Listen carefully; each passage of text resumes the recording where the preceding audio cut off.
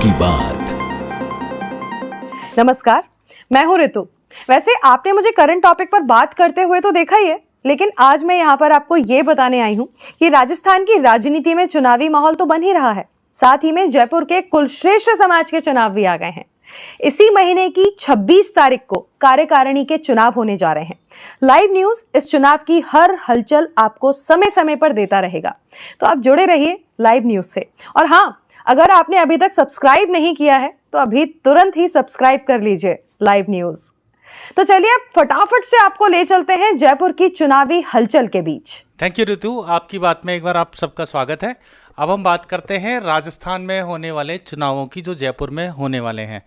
कुलश्रेष्ठ समाज के चुनाव हो रहे हैं, लेकिन कई टाइम से हम देख रहे हैं कि कुछ कन्फ्यूजन, कुछ अलग गलत फहमियाँ या कुछ लोग बाग तो कह रहे हैं साजिशें चल रही हैं। लेकिन खैर वो अलग बात है। तो हम आ गए हैं कमलेश कुलश्रेष्ठ जी के पास, इनसे बात करने कि क्या चल रहा है समाज में, चुनावी हलचल क्या चल रही है और क्या हालात है इस समय। हमारा पैनल बन गया था जिसमें मुकुल कुलश्रेष्ठ जी को हमने अध्यक्ष के लिए किया था और मैं कमलेश कुमार के लिए उपाध्यक्ष के लिए, और मतलब पूरा पैनल तैयार था। पूरा पैनल जब हमने उजागर किया तो इन लोगों ने उसके बाद मेरे पास कई अध्यक्ष के फ़ोन आए कि आप जो है हम आपको अध्यक्ष के लिए खड़ा कर देते हैं, आप अध्यक्ष आए। मैंने कहा जी, आप पिछली बार तो मेरे से कह रहे थे कि आपके साथ काम नहीं करेंगे, आप अध्यक्ष जी बनोगे तो ये 7 आदमी जो है। मैंने कहा ठीक है, नहीं तो रिजाइन कर देंगे वो।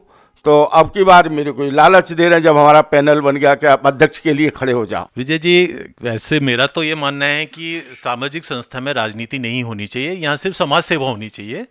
और समाज सेवा के लिए आपको अपने तन से भी पूरी तरह दुरुस्त होना चाहिए, मन से भी होना चाहिए और धन से भी आपको काफ़ी तंदुरुस्त होना चाहिए। कुछ लोगों ने हमें अपने घर बुलाया, कई बार कॉल किए कि आप लोग आओ, हमें आपसे बात करनी है, हमें आपसे बात करनी है। फिर हमने एंड में ये डिसीजन लिया कि एक बार वो क्या कहना चाह रहे हैं, एक बार हम मिल आते हैं। फिर हमने उनसे मिलने गए तो उन्होंने हमें ये वर्ड बोले कि अगर कोई सेक्रेटरी पद पे खड़ा हो रहा है तो प्लीज़ आप हमें बता दें, जिससे हमारे भी पैसे खर्च ना हो। तो ऐसा कहा गया कि कोई प्रेसिडेंट पद के लिए यदि खड़ा हो रहा हो, कोई सेक्रेटरी के लिए खड़ा हो रहा हो, तो आप हमें बताइए। तो हमने कहा कि भैया ऐसा कोई भी नहीं बता सकता आपको कि कौन प्रेसिडेंट के लिए खड़ा हो रहा है और कौन सेक्रेटरी के लिए खड़ा हो रहा है। तो उनका कहना ये था कि नहीं, अगर ये चीज़ बता दी जाए तो हम लोग बैठ जाएंगे, क्योंकि हम नहीं चाहते कि इलेक्शन हो। लेकिन इन्होंने एक उसमें अड़ंगा डाल दिया है कि एनओसी लेंगे। अब एनओसी किस बात की चाहते हैं? अब मेरे को एनओसी तैयार, आप बताइए एनओसी में लेने आऊँ, मेरे को क्या दीजिए आपका बताइए। आपको एनओसी भाई साहब नहीं मिल पाएगी क्योंकि आपका ड्यूज कम जमा नहीं है। ऐसा तो कहीं नहीं, आप एनओसी पैसे लेके जो कुछ भी बकाया वो लो, हमें एनओसी दो। ये तो सब जगह होता है, ऐसे नहीं होता। सामाजिक संस्था में ऐसे नहीं होता है, सामाजिक संस्था में ऐसे नहीं होता है। ये तो हिटलर सा ही चला दिया आपने, मतलब यही हो गया। नहीं, और भाई साहब मेरी बात सुनो, मैंने भी चुनाव कराए हैं, मैं भी अपने प्रदेश का कोषाध्यक्ष रहा हूँ, मुझे भी मालूम है कैसे चुनाव होते हैं। और सेक्रेटरी से मैं भी प्रशासनिक अधिकारी रिटायर हुआ हूँ, एडिशनल प्रशासनिक अधिकारी, मुझे भी मालूम है नॉलेज, इतनी तो नॉलेज मेरे को भी है।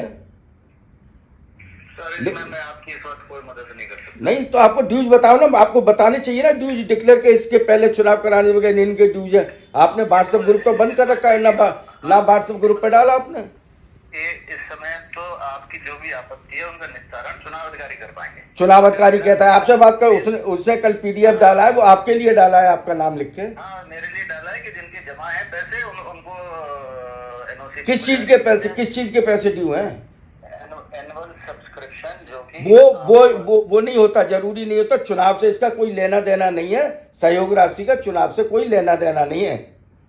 सिर्फ इसमें वो देखा जाता है वन टाइम किसका जमा है जो चुनाव के लिए एलिजिबल है।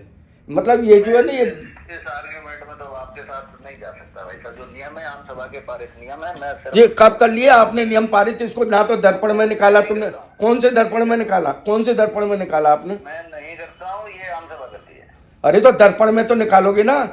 सब रजिस्टर में था, व्हाट्सएप में ग्रुप में सबको भेजा गया था। 2021 की बात है, आज की बात नहीं है, 2021 की बात। तो मैंने तो देखा नहीं, व्हाट्सएप में देखता हूँ, उस पर मेरे को तो नजर नहीं आया। तो आपको दर्पण में निकालना चाहिए ना।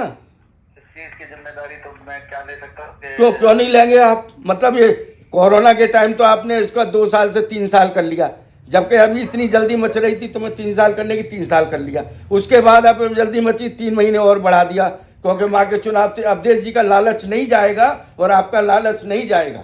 अपनी दादागिरी लगा रखी है, मोनोपोली लगा रखी है। मतलब ये चाहते हैं कि हम निर्विरोध हो जाएं, कोई चुनाव हमारे आगे नहीं लड़े।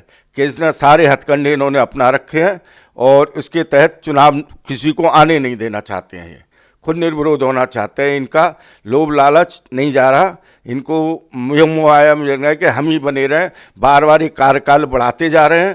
पहले 2 साल का 3 साल किया, फिर 3 महीने और बढ़ा दिया। तो कमलेश जी, ये हुआ कि यहाँ पर आपको चुनाव लड़ने से किसी न किसी तरीके से साजिशन रोका जा रहा है। तो अब आपका क्या एक्शन है? भाई होना चाहिए कि इसको चुनाव अधिकारी भी इनका है। चुनाव अधिकारी बार बार इसी को बनाते हैं, इनसे मिली भगत है इनकी दोनों की। चुनाव अधिकारी से बात करने से तो वो कहता भी मैंने तो रूल से बनाऊँ, मेरे को रूल इन्होंने दिए हैं, लेकिन रूल इन्होंने उजागर नहीं किए। जैसे इन्होंने चुनाव लिस्ट जारी की थी, उसी टाइम इन्होंने कहा जो 30 जनवरी 2023 तक नाम जोड़ा देगा वो जुड़ जाएगा। उसी टाइम इनको ये भी जारी करना चाहिए कि सहयोग राशि जरूर है, जो नहीं जमा कराएगा उसके तहत उनको जमा करानी चाहिए, उसका भी देना चाहिए ना तो इन्होंने दर्पण में निकाला कहीं भी इन्होंने, ना इन्होंने जो व्हाट्सएप ग्रुप है राजस्थान कुलस्टेज सभा का, उसको इन्होंने एडमिन के लिए कर रखा है, उसको खोला नहीं है। कोई भी आपत्ति करे तो किस पर करे? विजय जी, इलेक्शन तो सिर्फ यहाँ पे ऐसा लग रहा है कि दिखावे के हैं, और जो ऑलरेडी जो चुनी हुई लोग बैठे हुए हैं वो अपनी सीट छोड़ना नहीं चाह रहे, ऐसा लग रहा है मुझको। क्योंकि उन्होंने जो हमारा जो पैनल हम खड़ा कर रहे थे, उस पैनल को रोकने के लिए उन्होंने सारी कोशिशें कर दी। पहले हमारे पैनल को तोड़ने की कोशिश की, हमारे उपाध्यक्ष को अध्यक्ष का पद देने की कोशिश की उन्होंने।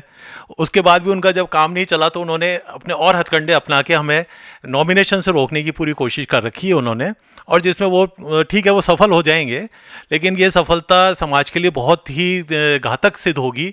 मैं पिछले 3 साल से देख रहा हूँ कि हमारा जो यूथ था वो हमसे हमारे एक उससे पहले जो जुड़ा हुआ था वो यूथ समाज से दूर होता जा रहा है। उनमें कोई इंटरेस्ट नहीं हो रहा, उनको कोई इंटरेस्ट नहीं आता, कोई भी फंक्शन अटेंड नहीं कर रहे। इवन वैसे तो फंक्शन हो भी नहीं रहे ग्राउंड पे, लेकिन जितने भी इन्होंने पिकनिक या जो भी कुछ करने की इन्होंने कोशिश की है लास्ट जो इन्होंने टेन्योर में 3 साल के में, उसमें मैंने देखा कि मैं पिकनिक पे अपनी बेटिया को ज़बरदस्ती ले गया, वो 10th क्लास में है। वहाँ वो इतनी ज़्यादा बोर हुई, वहाँ उसके लाइक कुछ भी था ही नहीं, सिर्फ भाषणबाजी, कविताएं होना, बच्चों के इंटरेस्ट की कोई चीज़ नहीं, गेम भी नहीं हो पाए बाई चांस, चाहे वेदर के कारण कह लीजिए चाहे कुछ भी कह लीजिए, लेकिन गेम्स भी नहीं हो पाए बच्चों के लिए। पिछली बार भी उन्होंने मेरे साथ किया कि मेरे को मतलब इस तरह से हरेस कर दिया था बहुत ज़्यादा। जब मैं इनके चुनाव लड़ने के लिए गया तो मेरे घर पे 7 और 8 जने 2 जीप में भर के आ गए, मुझे बैठाने की कोशिश की गई, लेकिन मैं बैठा नहीं, क्योंकि इन्होंने मेरे को एक वो दे दी थी तड़ी इस तरह के आप चुनाव लड़ोगे तो मैं कार्यकारिणी में नहीं लूँगा। ये मेरे को बात चुप गई और मैं इनके खिलाफ खड़ा हो गया।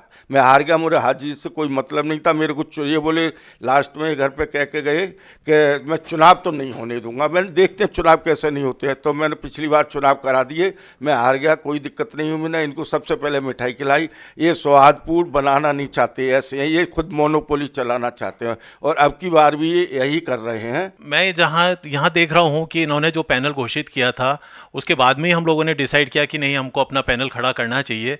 उस पैनल में मैंने ये देखा कि काम करने वाले लोग उसमें मुझे नहीं लग रहे थे, इसलिए हमको लगा कि अपने कुछ ऐसे नए लोगों को लाना चाहिए जिनमें एनर्जी भी है।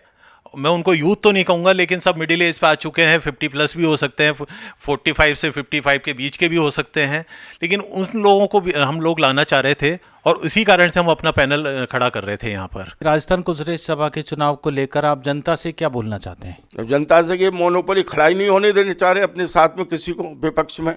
ये तो खुद रहना चाहते हैं, डिक्टेटरशिप चलाना चाहते हैं। तो आपने देख ही लिया कि जयपुर के चुनावों में जनता क्या क्या चाहती है। अब अगली बार हम यानी कि लाइव न्यूज की टीम आपको कुलश्रेष्ठ समाज के चुनावों की हलचल से लगातार रूबरू करवाएगी। देखते रहिए लाइव न्यूज।